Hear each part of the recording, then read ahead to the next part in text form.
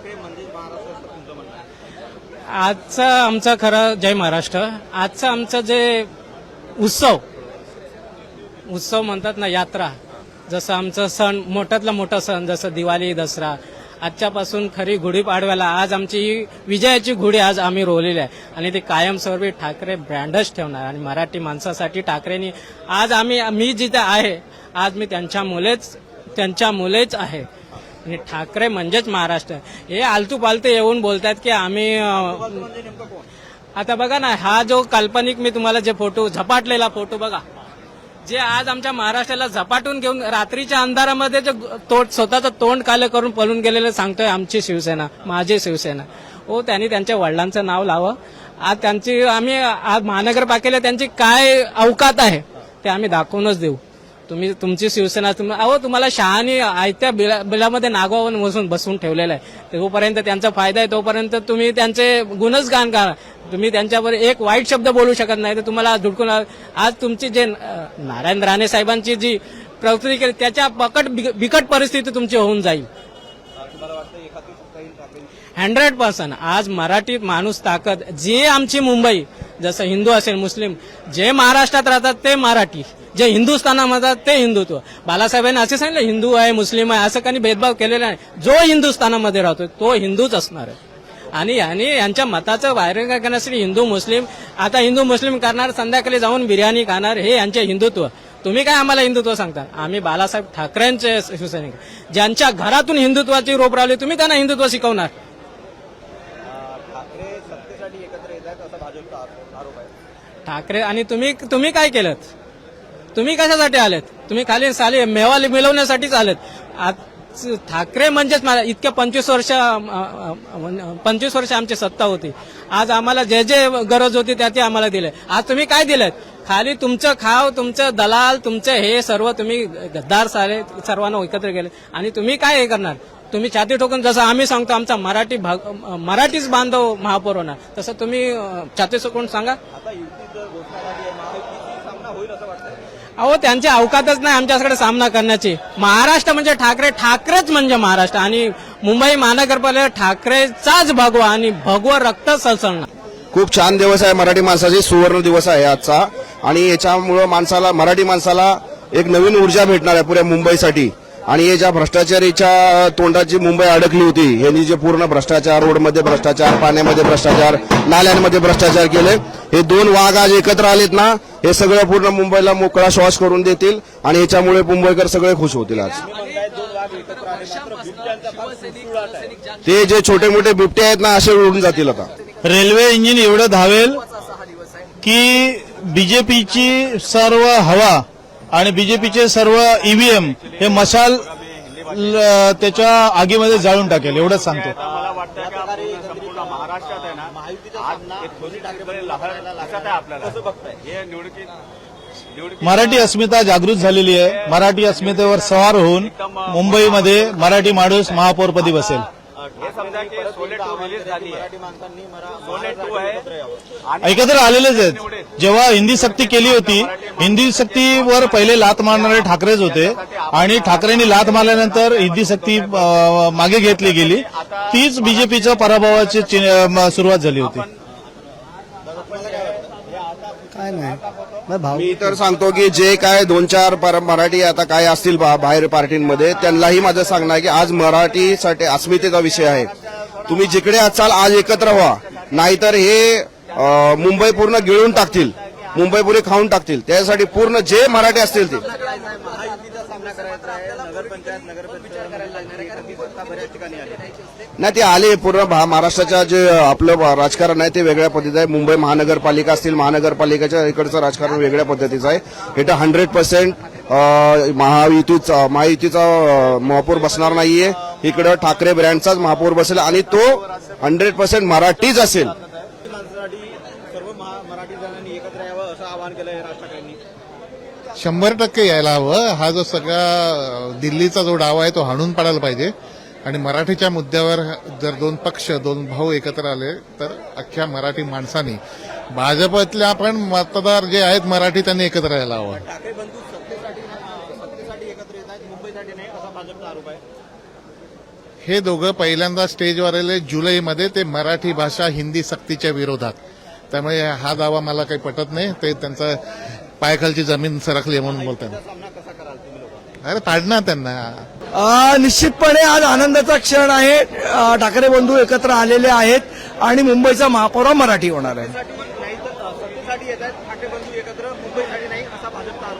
नाही, मला वाटतं यावेळेला भाजपने किती बूट चमकवले तरी नशीब चमकणार नाही, त्यांनी लक्षात ठेवावं. आता तर सामना दोन्ही ठाकरे बंधू एकत्र आल्याच्या नंतर तो जोरदारच होणार आहे. ज्या ऐतिहासिक क्षणाची वाट हे संपूर्ण मुंबई, महाराष्ट्र आणि मराठी माणूस खास करून बघत होते. तर तो क्षण आता थोड्या वेळापूर्वी दोन्ही ठाकरे बंधू एकत्र येऊन तो जाहीर झालेला आहे आणि ह्याचा इम्पॅक्ट नक्कीच येणाऱ्या सर्व महानगरपालिकेत सर्वांना पाहायला मिळणार. शिवसेना फुटीनंतर ही पहिलीच निवडणूक आहे महानगरपालिकेची. शिवसेनेला निवडणुका काही नवीन नाहीयेत.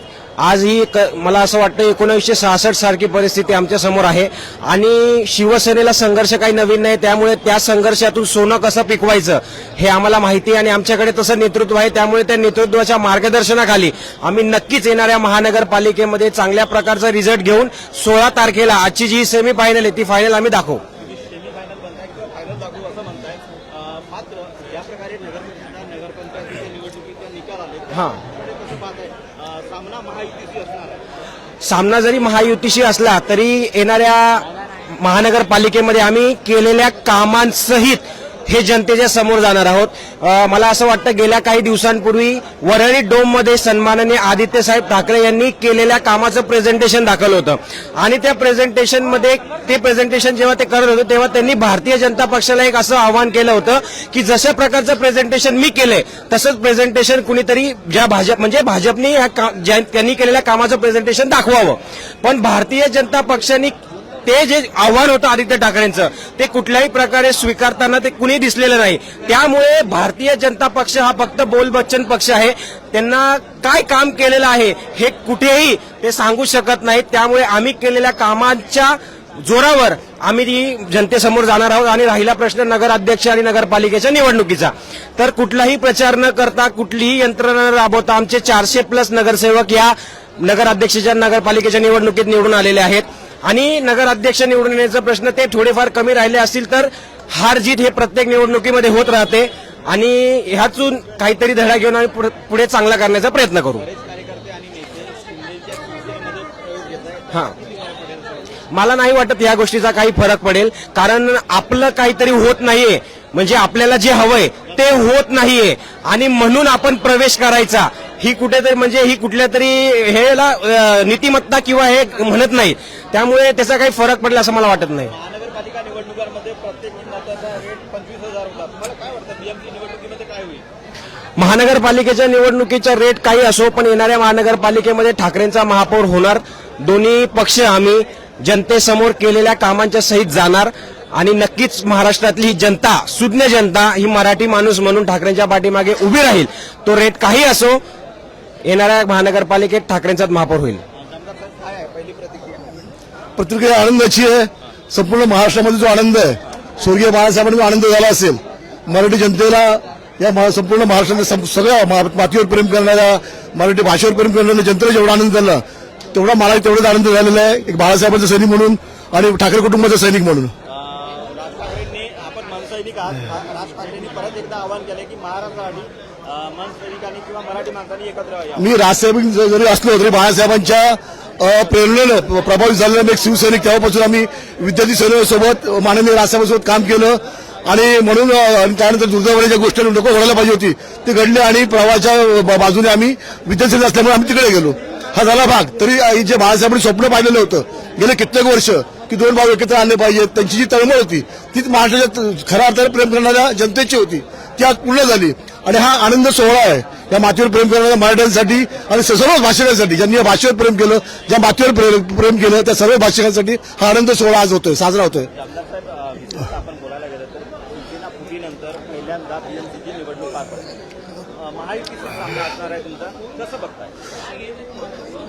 महायुती जरी सामना असला तरी महायुतीच्या ज्या पद्धतीने निवडणूक लढतं हे त्यांनाही माहिती आहे. त्यांच्यामध्ये विजय झालेले, त्याला झोपेतून उठवावं लागलं. मागचे खासदार निवडून आले, त्यांना कल्पना नव्हती की आपण बाबा आपण निवडून येऊ शकू म्हणून. अशा पद्धतीने ते निवडून आले. म्हणजे ह्या ईव्हीएमची जादू असेल, दुबार मतदान असेल, पैशाचं वाटप असेल, दादागिरी असेल, दहशत असेल, हे सगळे जे केंद्रातले 2 व्यापारी आहेत त्यांनी मोठ्या प्रमाणातल्या महाराष्ट्रातल्या नेत्यांना विकत घेतलेलं आहे. त्यांच्यावर दबावतंत्र वापरलेलं आहे. तुम्ही जर ऐका, मी सांगितलं ऐकायचंय, मुंबई काबीज करायची, आमच्या ताब्यात द्यायची, तुम्ही जर नाही ऐकलं तर तुम्हाला आतमध्ये जायचंय, अशा प्रकारचा दम त्यांनी दिलेला आहे.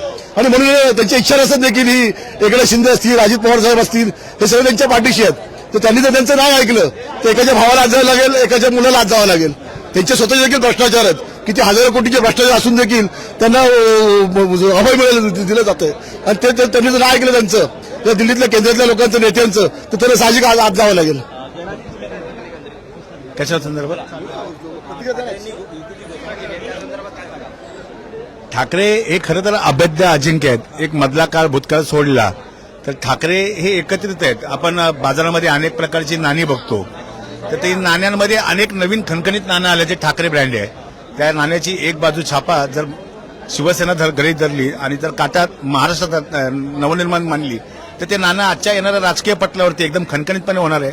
आणि येत्या 16 तारखेला आपल्याला निकालाद्वारे कळेलच की जे जे विरोधक ह्या मराठीला गिळकृत पाहत आहेत त्या सगळ्यांचे त्या निकालाने डोळे पांढरे होतील. अशा प्रकारची अभेद्य आणि अजिंक्य अशी जी महाराष्ट्र शिवसैनिकांना, सामान्य शिवसैनिक, महाराष्ट्र नवनिर्माण सैनिक आणि शिवसेनेच्या सामान्य शिवसैनिकांपासून ज्येष्ठांपर्यंत सगळ्यांना अभिप्रेत होती, अशी ही युती आज या ठिकाणी घडलेली आहे. सगळ्यांना मनापासून खूप आनंद आहे.